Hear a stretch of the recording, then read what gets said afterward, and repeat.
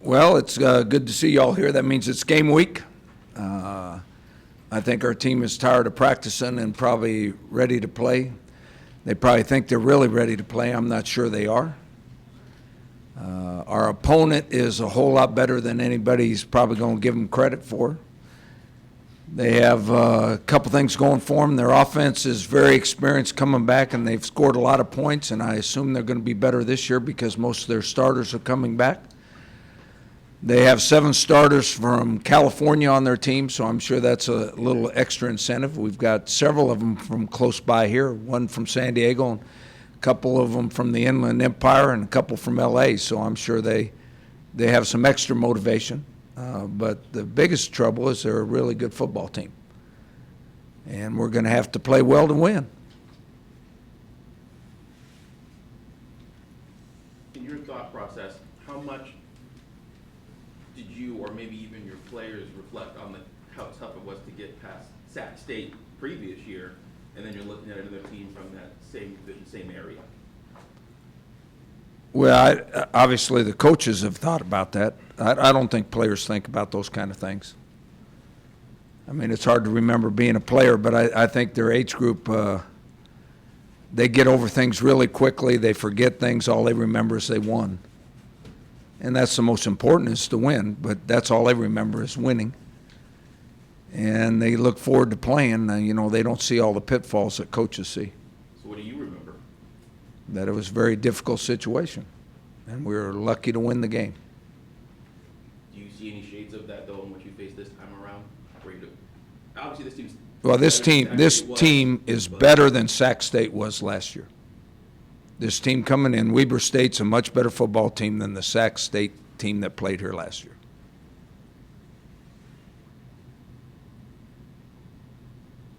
Do you remember at all any of your recruitment of Rashid Shaheed? You remember seeing his film from the... Yeah, I remember that he was a highly thought of athlete coming out of high school. What do you remember? What do you think of his play now? I think he's the most explosive player on their team. He's a really good receiver that's coming back, and I'm sure they're going to find ways to get him the ball, and he's a real good kickoff and punt returner.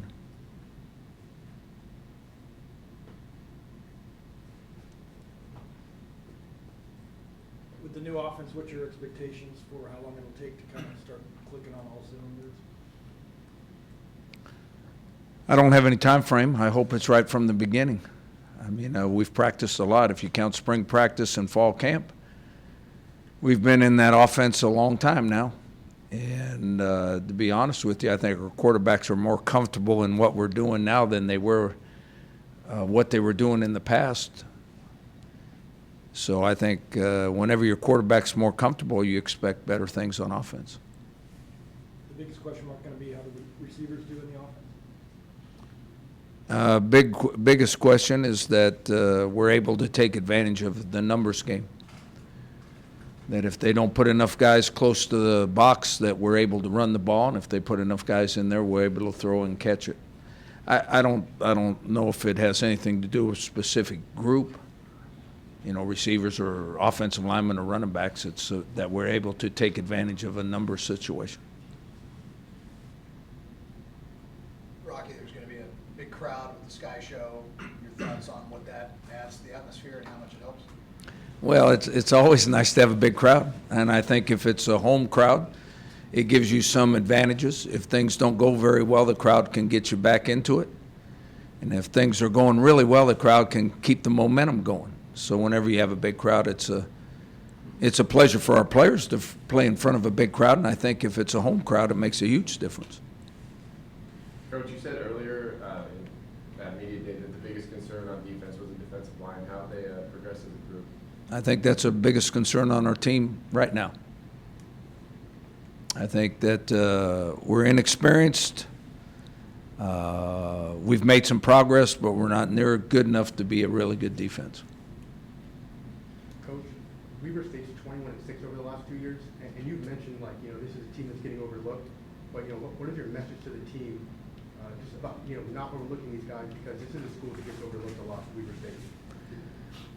Well, I've been doing this for a long time, and you always explain that to them.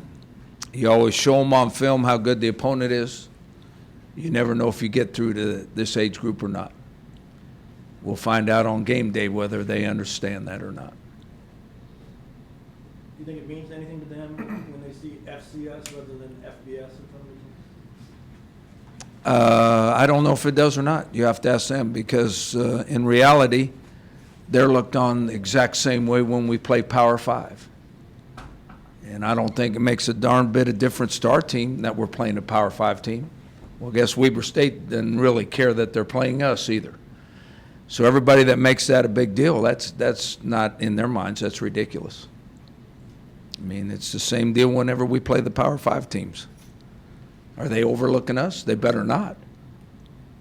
Are we overlooking them because they're the FCS instead of the FBS? We better not, or we're going to get beat. And it's happened before, and it happens all the time. Can you explain at all the difference between the feel of practices the past couple weeks to game week practice? Practice seems about the same to me every year. As a coach, you see improvement, but you always have concerns going into the first game because you don't know how they're going to play in live action unless you have a very experienced football team. And we're experienced in some spots, but we're not very experienced in some other spots, so you never know exactly how they're going to perform. I wish we had the ability to do dual practices like they do in the NFL. I wish we could go practice someone when we're not playing this year and we get a better feel for it, or have an exhibition game or two. That'd be nice. So you get a feel for what your players do well and how your team's going to react. You can make a lot better of adjustments if you've actually played against somebody else besides yourself. Going into the first game, you never know how your team's going to play. And you don't know what the personality of your team is. I mean, you have some guesses. Sometimes you guess right, sometimes you guess wrong, but you never know until the first game is played. There's a lot of talk about preseason games in the NFL. Do you wish you had just preseason games? I'm curious because you guys are having to evaluate and that sort of thing. A lot of people talk about college, but they don't have preseason games. People wondering if the NFL needs to have it. I'm curious what your thoughts on that dynamic is. Well, I think there's a real advantage if you play somebody else. I don't know if the number of games matter. I mean, I think all we need to do is scrimmage somebody else one time or have a combo practice one time where you're playing someone that does something you don't expect, or it's guys you don't really know. I don't know what their situation is. You know, they're trying to cut the roster down, so maybe if they see those guys play more, they make a better choice of who they keep and who they get rid of. We're keeping everybody on our team. All we need to do is have some live action so I know who the best players are. Coach, could you talk about the running back situation? Are a couple guys going to be splitting carries? Right now, going into it, Juwan Washington's going to start, and all the other ones that are going to get an opportunity to play. And whoever has the hot hand will be the guy that gets the extra reps behind Juwan. Who's been your Kirk had a story this morning about season ticket attendance being down 15% this year. Is that something that you worry about, particularly in light of that there's a lot of pressure on football to hit revenue projections? Or is that something out of your control that you just coach football? Well, I don't think I worry about it. I know that whenever you're the football or the basketball coach, that is one of your jobs, is to raise funds, make money. That's one of your jobs. I understand that. I don't worry about it, though, because there's a lot of things out of a coach's control that determine that. It might just be the stadium's too dang old. I'm serious. As soon as the new stadium's being built, you watch what happens. They'll sell season tickets in, because if they don't sell season tickets in, they're not getting in. Right now, you can show up 5 minutes before the game and get the best seat in the house. So why would you buy a season ticket? I wouldn't even buy a season ticket. I might have something else to do one weekend. I mean, I think the number of season tickets we've sold around here in the last 5-6 years is unbelievable with the stadium situation. Unbelievable. That means there's really good We have really good fans that support our team here. You can talk about going down 15% or not. I'm shocked that we sell that many season tickets with the stadium situation. And I'm damn happy that we sell that many season tickets with the stadium situation. You can show up 5 minutes before the game and buy the best seat in the house. And we still sell 11,000 and something season tickets. That's great fan support. Whatever y'all think, that is great, great fan support. With school starting and the first week of game practice, do you like how your team is focused, or do they need to be more focused? I don't know if they're focused or not. They look focused in meetings, and they look focused at practice. I don't know how much you're around this age group, but around us, they looked really focused. But that doesn't mean when they're not around us, they are. I mean, we have guys that don't talk with coaches around. And then if you ever catch them when they don't think a coach is around, they're the funniest guys on the team. So to be honest, I don't know, ever going into a game, I don't know how they're going to act. Now, halfway through the season, I got a lot better idea on how they're going to act than I do at the beginning. Offense and defense are tough enough, like going against an unscripted opponent, but what about the transition from practice to game for special teams? Is that? Yep, that might be the hardest. Because up until the last week before a game, you're going the one offense against the one defense and the twos against the twos. So you get a feel. You get a feel for how you're ready for a game because you've actually done live things that way. In special teams, very little is live. And that's because it's the biggest collisions in the game. Covering a punt, it's liable to be the biggest collision. Covering a kickoff is a huge collision. So you don't do much special teams live. Now, we've done a few, but very few, where you go one offense against one defense quite a bit in the first couple weeks of practice. So you don't know how the special teams are going to be for sure. You said you don't know what the identity of this team will be, but you could make a guess. What would you guess the team's identity will be this season? I think that we'll play really, really hard.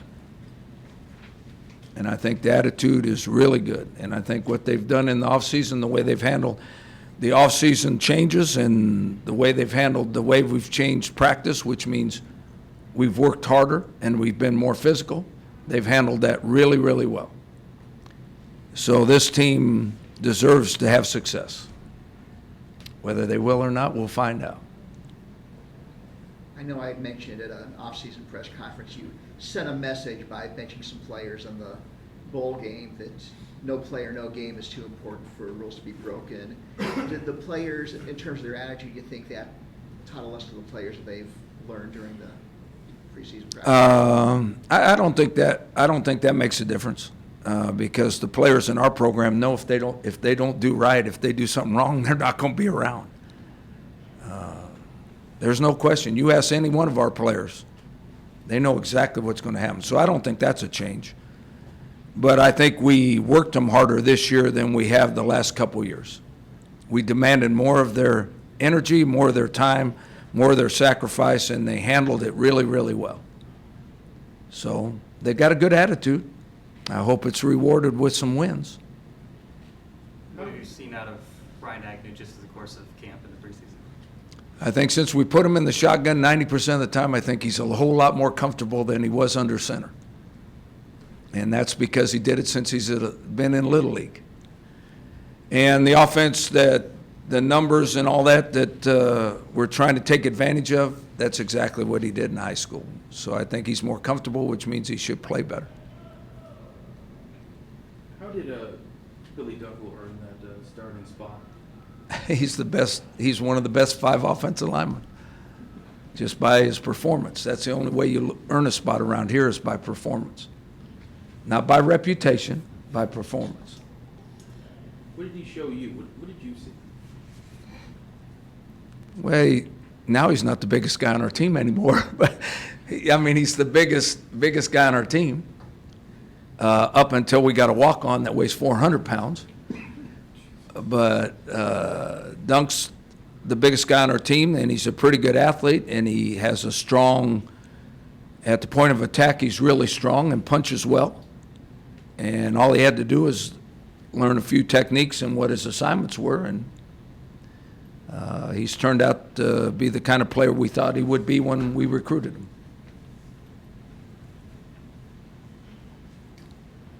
Anything else for Coach? Coach, is any part of you a little nervous that your guys are looking ahead to UCLA?